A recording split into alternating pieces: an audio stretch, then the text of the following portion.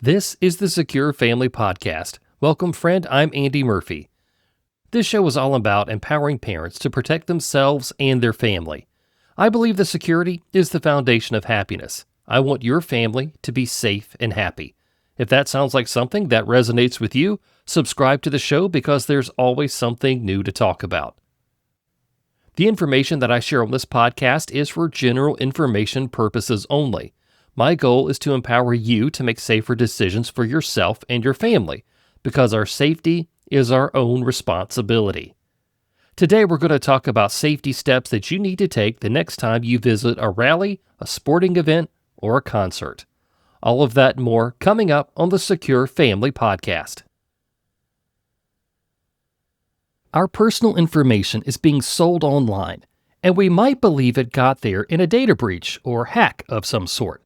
But the truth is, the institutions that we trust could be the ones selling us out. Chances are your bank, your state's Department of Motor Vehicles, and the airline you last flew on are selling your information. When I refinanced my mortgage, my mailbox started filling up with junk offers that had my name, my lender, and details about my loan. I also started getting more calls from numbers I didn't recognize. If these trusted institutions are profiting from our information, who's left to protect us? As I've said before, it's up to us, and Delete Me can help us get some of our privacy back. Right now, you can get 20% off your Delete Me plan when you go to joindeleteme.com/dad and use promo code DAD at checkout. That's joindeleteme.com/dad, code DAD. Delete Me is a sponsor of the Secure Family Podcast.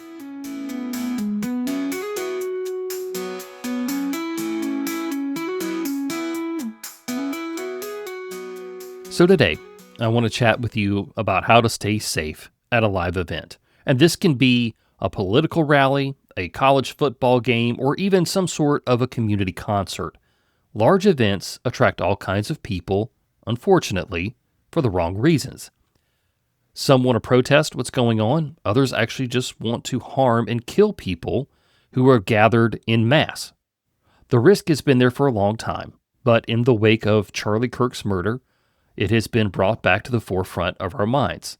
By no means am I trying to profit in any sort of way from this man's tragic murder, but I've had people reach out to me about this type of safety plan, and I wanted to address it in an appropriate way.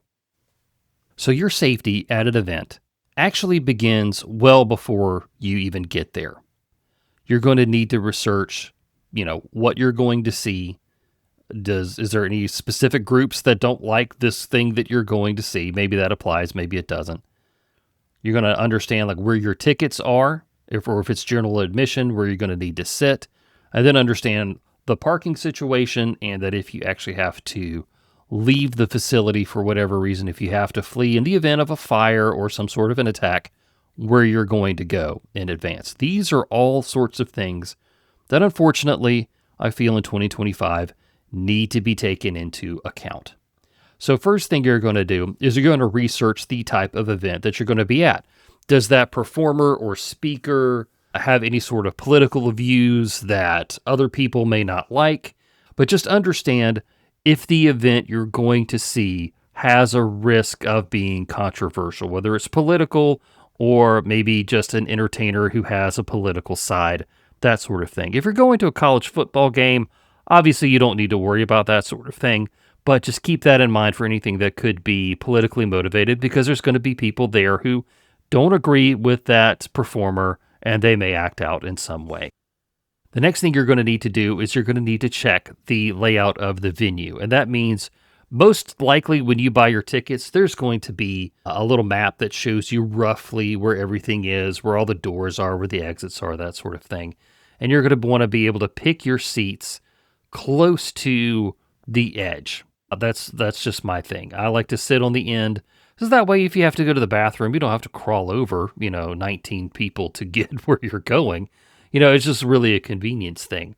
If you just sit out there on the edge, if your kid has to go to the bathroom, you can take them real easy, or you can pick your kid up and run if you have to. You're also going to need to understand where the medical stations are, like first aid. A lot of places will actually just have people walking around that have a first aid kit on them. If you can see those people before you go in, kind of note where they are, that's great, but usually they'll respond to you if you have a problem. When you go to an event, you're going to want to have a communication plan with the people you were going with and also the people who are not going to be there. So like your friends and family that are going to attend the event with you, they need to understand, hey, this is where we parked. We're going to be sitting here. If there's a problem, I want you to follow me because we're going to do that. You don't necessarily need to burden everybody with understanding what the plan is, but you at least need to communicate enough to know that if there is a problem, people need to put their eyes on you and you will show them what needs to happen. If you're going to specifically like a political rally or things like that, I would let somebody know who is not going to be there, that you kind of check in with them as to understanding where you are, what's going on, that sort of thing. Share pictures with them of what's happening. It's like, hey, just kind of make it fun, help them to understand like what's going on and all that sort of stuff. And when you leave, you're back in your car, you're back home, text that person and say, hey, I made it back. Everything was cool. Thanks for watching my back, that sort of thing. So make sure that you have a communication plan for the people that you are going with and the people who are not there who may need to contact help on your behalf. So a big question that a lot of people have is what you can bring and what you can't bring into an event. And that varies from state to state, from city to city, even from venue to venue. I think generally speaking now, when you go to a place, you're going to have to go through a metal detector and you're going to have a clear bag. I think that's pretty much the norm for any sort of like college sport or things like that. Even though the last college game I went to, nobody cared. It was so funny. It was just so relaxed. But generally, you're going to have a clear bag. You're going to have to go through a metal detector. So make sure that you don't have the obvious things on you. Don't bring a firearm in. That's going to get you into trouble. A knife, things like that. Pepper spray is most likely going to not be allowed inside of the venue, but you can always check that sort of thing. You're also going to want to make sure that you have any sort of emergency medication. If you're allowed to bring water in, I would definitely do that. Depending on what the event is, if you're outside, you don't want to get dehydrated and have a medical emergency, and then you are the problem that everybody else is seeing. You obviously want to avoid that. You're also going to want to make sure that your phone is fully charged, that you are bringing in a wallet with some sort of an ID. You don't necessarily want to bring in your normal wallet. I would actually have like an event wallet that is just your ID, one credit card, and maybe some cash to pay for parking. So that way, if you do lose it, you're not losing everything that you have. I know like losing your driver's license is a big deal, but you're not losing everything if you drop it somewhere or if you have your pocket picked, that sort of thing. I do think that most people are going to allow you to bring a small flashlight into the facility. I have a small one in my pocket. Most people are not going to care that you bring a small flashlight in just to kind of see what's going on, but this could be very valuable in the event of an emergency. You can use this as a signaling device, looking for where to go in the dark or in a smoke-filled environment. I do suggest that you take a flashlight. Maybe you just don't buy a nice one. Now that I sit here and think about it, you just get a cheap one off of Amazon. So if they do take it off you, it's not that big a deal. If you are taking a clear bag into a stadium, it's not a bad idea to have a small first aid kit, just one of these small clear ones. I actually have just like a small one that comes in a clear box, and it just has the Band-Aids, antiseptic, that sort of stuff that will just handle the small stuff. I'm not carrying a tourniquet into a concert or anything like that. I mean, you could if you wanted to, I guess, but a small first aid kit to maybe help your kids if you get cut, that sort of thing. Just something small that you can handle that on your own. So now let's talk about where you need to position yourself and crowd navigation. This one is always fun. When you're walking into an event, everybody's nice and calm, generally, that sort of thing. I actually try to stick to the outside. I try to have one of the walls either on my right or my left as I'm moving, and I'm not in that big crowd of people. Number one, so you don't get your foot stepped on or, your kid doesn't become separated from you. You're just out there on the outside. You're taking your time. You're letting all the other people rush to the seats and that sort of thing. If you've got a seat that's safe for you, who cares? So just make sure that you're sticking to that outside, because in the middle, that's where bad stuff can happen. Even if it's just like a normal thing, if you trip and you fall, you might get stepped on. But if it's a panicked crowd, being in the middle is not where you want to be. You want to be on the outside. You don't want to be in that swell of people as the panic spreads. So just stick to the outside. I mentioned this earlier, even when you get to pick your seats in an event, sit on the outside as well. Same thing goes, because you're going to want to be able to get to that exit first. You're going to want to be able to move out quicker than everybody else. And you want to be in a situation where you're going to avoid the panic as much as you can. And when I say that is like you're avoiding other panicking people, because other people will push you down. They will knock you down. Some people do not know how to behave. I have a feeling that you know how to behave in an emergency. If you're listening to this show, I feel like I can say that about you. But man, there's going to be a lot of people who are just going to be swinging fists and bags, knocking people down and screaming and running and acting like they don't really have any sense. And those are going to be the people who cause problems for everybody else. And you don't want to be that person. So stick to the outside, minimize that sort of chaos, look for your exits, things like that. So while we're talking about positioning, let's also talk about height and rooftops and things like that, because we saw that come into play in the Charlie Kirk situation. We also saw it happen at the Route 91 Music Festival in Las Vegas, the enormous event that we just don't really talk about anymore. I said in a podcast after the Route 91 shooting that, I probably would have looked up and looked around at all the different hotels and the windows there and thought, man, somebody could snipe from here or do all sorts of things from here. But I probably would have been very complacent about it and just have brushed it off. Honestly, if I had seen somebody on the rooftop at the Charlie Kirk event, I most likely would have brushed it off as, hey, well, that's the law enforcement sniper who is being paid to be there, who is Overwatch, that sort of thing. I would have said that's most likely what it was. So that's complacency on my part. And I don't want you to have that sort of problem. I've actually seen and talked to snipers at these types of events. They're always in head-to-toe tactical gear with hats. They have comms. They have rifle bags. They have chairs. They have water, all sorts of stuff. This is a big thing for them to do. So those types of clues are going to let you know that somebody on top of a building is security.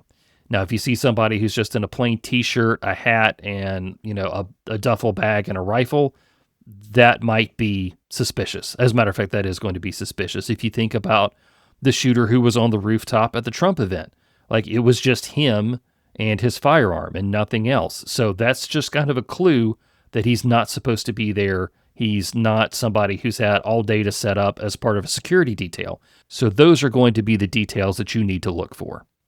So now let's talk about recognizing threats. You're going to want to spot unusual behavior. And unusual doesn't mean weird. It means incongruent. And I'll give an example that I gave on the Shared Security podcast not long ago. So let's say you're going to a community concert. It's a bunch of people from your community, and they're raising funds for some sort of an event, things like that. It's a fun family thing. There's food trucks there. There's a lot of amateur musicians and that sort of stuff. So people are there having a good time. And this is a summer event. So everybody is dressed in like t-shirts and shorts and flip-flops. They're bringing their own chairs to this sort of thing because it's outside in a parking lot. It's just a real super casual thing. People are bringing picnic blankets and coolers and all that sort of stuff. And in that event, you see an individual who is wearing a duster jacket. And we don't really see these much anymore unless you're working outdoors a lot. And the duster, for those of you who don't know, is a thick leather jacket that goes pretty much from your shoulders down to your ankles, and it keeps dust and dirt off of you. So you're at this family event, somebody walks in wearing one of those things. Well, that's unusual because it's hot. Why are you wearing a jacket?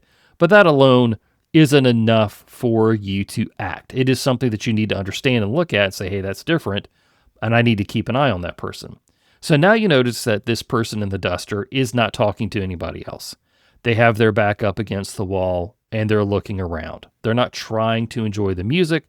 They're not talking with anybody else. They're not going to the food truck. They're just there, and they're standing awkwardly. Okay, it's a little bit more of a red flag, but there's nothing to really be concerned about yet. So as you watch this individual who has gained your attention through two different red flags, you notice that they start to touch their waistband, as if they're checking to see if something is still there. Now, at this particular event, it's open to the public. There's no metal detectors. Security is just like 3 or 4 police officers who happen to be there. And you know that somebody could have brought a firearm in pretty easily. So you see this person, they're touching around their waistband. They're checking to see if things are still there, and they're touching it nervously. Those are going to be the behaviors that you need to say, well, now I've got all 3. This person is dressed different. They're acting different. They keep touching their waistband like they're checking to see if a gun is still there. I'm going to get my family and we're going to leave. And on my way out, I'm going to tell a police officer, hey, you see that guy over there? I've noticed this, this, and this. You just might want to go talk to him. And hopefully a good police officer will have noticed this person anyway and is going to go make contact to see what's going on. But that's the kind of incongruent signals that you need to look for people that you can see easily.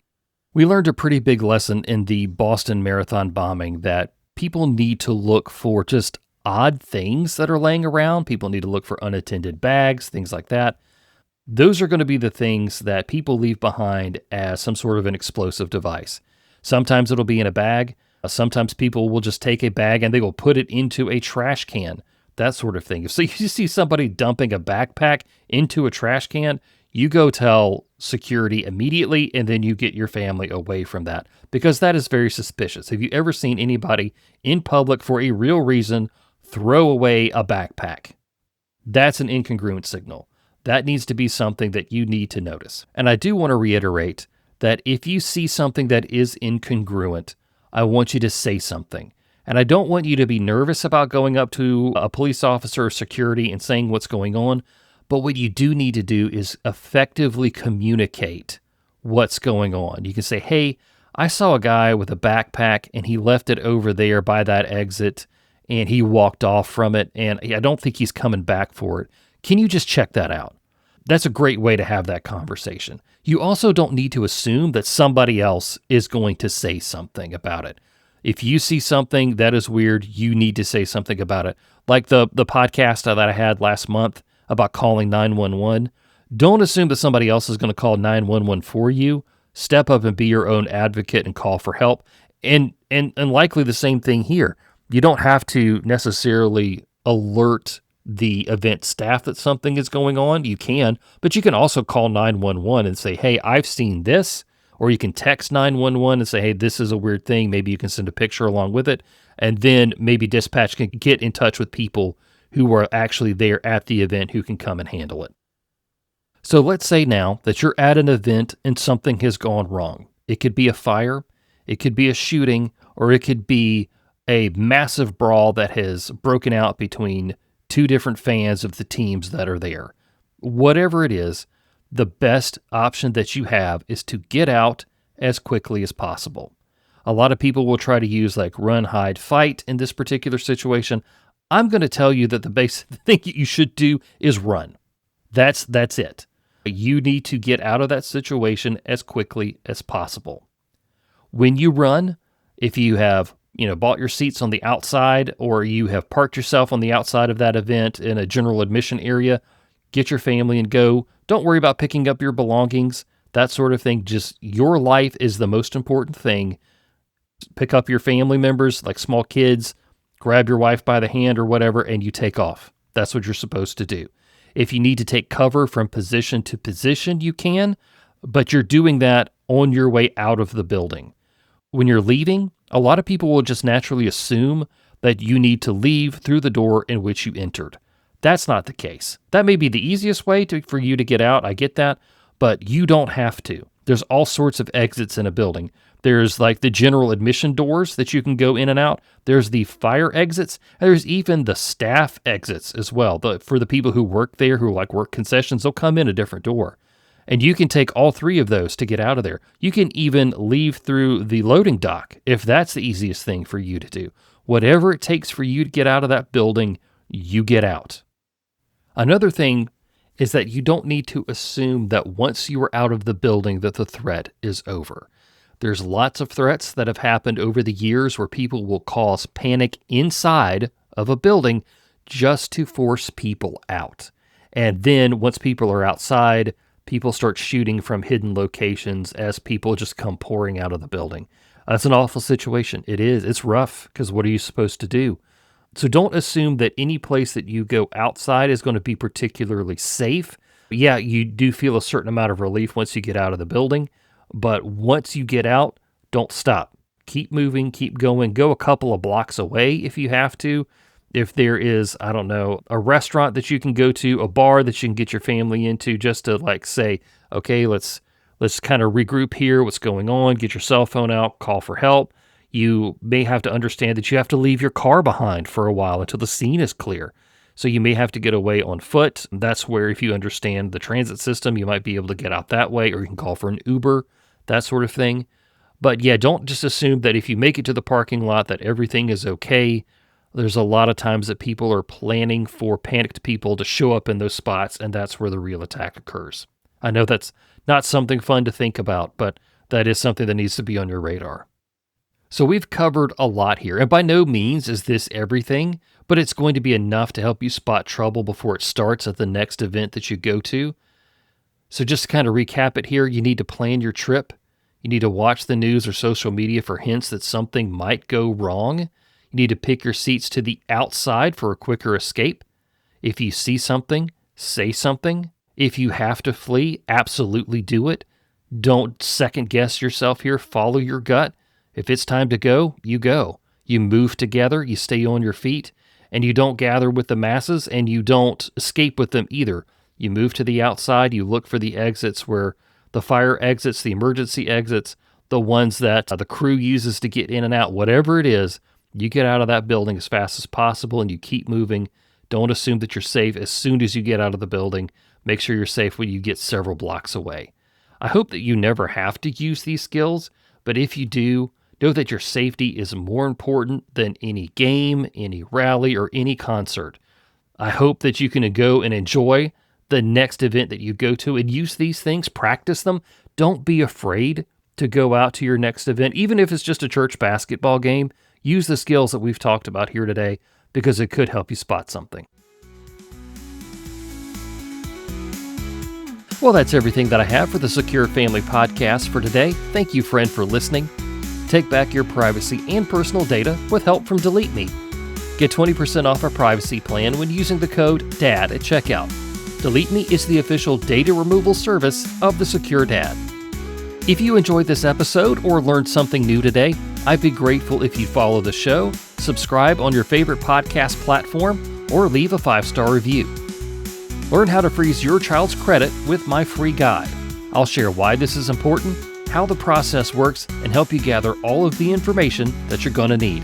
You can download it for free at the link in the show notes. If you'd like to know more about the Secure Dad, join me on Instagram and TikTok. My username for both platforms is The Secure Dad. I'm Andy Murphy, reminding you that our safety is our own responsibility.